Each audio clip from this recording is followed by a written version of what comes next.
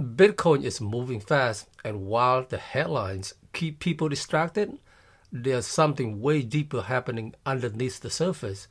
Let's talk about why Bitcoins may not only survive this global storm, but thrive. Because the more you zoom out, the more obvious this becomes. Let's start with the Port of Los Angeles. Now, you might be thinking, why do we care about shipping port if we're talking about Bitcoin? Here's why. The Port of LA is one of the biggest arteries of trade in the US, and it's dropped 60% in freight volumes coming from China. That's not a minor slowdown, that's a heart attack in the global supply chain. Fewer goods are coming in. Retailers are running low on inventory, and prices are about to spike again. Some stores say they have only 5 to 7 weeks of normal supplies left. Here's where it gets even more interesting. Some suppliers or dealers have started canceling their shipments altogether, and the monies they were going to use for those orders, it's just sitting there in fiats, losing purchasing powers by the day. So what might they do? Just a thought here. But they may start allocating it into Bitcoin, because when cash is melting and traditional options or shrinking, Bitcoin becomes a smarter hedge. If you're running a business and you're holding a large amount of idle cash and it's getting devalued while your supply chain is frozen, you start thinking differently. Bitcoins become a safety valve, a tool to preserve capital. This is inflationary pressure, and every time inflation creeps in, confidence in fiat currencies erodes. This is when Bitcoin shines. With only 21 million coins, Bitcoin doesn't bend to supply manipulation. It becomes the alternatives people start to trust when traditional systems look shaky.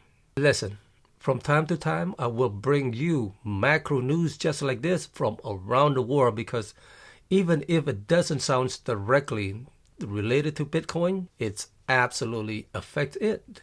When freight slow, inflation rises, or countries clashes economically, Bitcoin responds. These events shapes liquidity, trust, and flows of capital, and Bitcoins move with them. Now let's connect the dot with tariffs. U.S. tariff on Chinese goods are now at 145%. That's not just tough, it's brutal. And when companies stop importing due to high tariffs, they stop hiring. Capital investments get paused.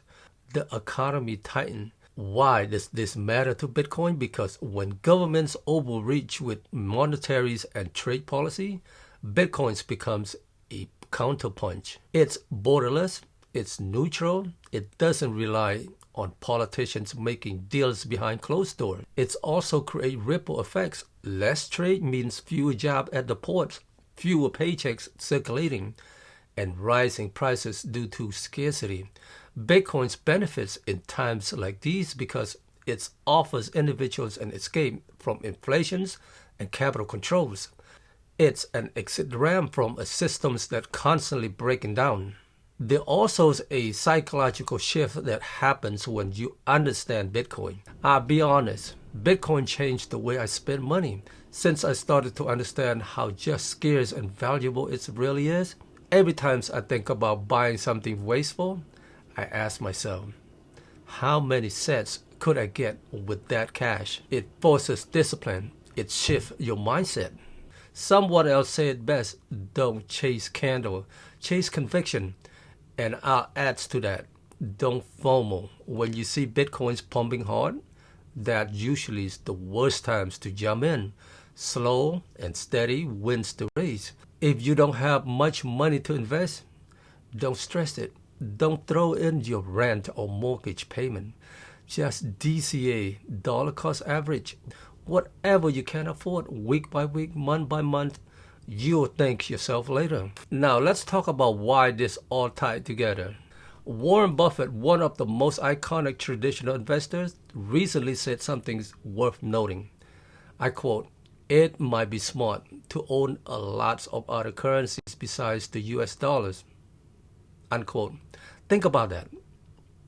This is a man who built his empire betting on the dollar. And now even he's signaling diversify out. He also warned that trade should not be used as a weapon, but that's exactly what's happening. Tariffs are turning trades into a battlefield. And with global trade fragmenting, confidence in fiat is being tested like never before. That brings us back to Bitcoin. Bitcoin doesn't play political games. It doesn't inflate.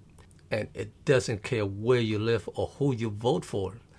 It's digital, decentralized, and free from manipulation. By that mean, no printing. Let's dig deeper. Right now, we're watching the emergence of a new global economy, a digital economy, one that isn't bound by border, governments, or fiat policy. It doesn't have a true reserve asset yet. This is where Bitcoin steps in. In the legacy war, every nation has its own reserve currency, the dollars, the euros, the yen. But the internet, it doesn't care about geography, and people across the world are starting to choose a new forms of money, one that fixed, decentralized, and programmable. Bitcoin.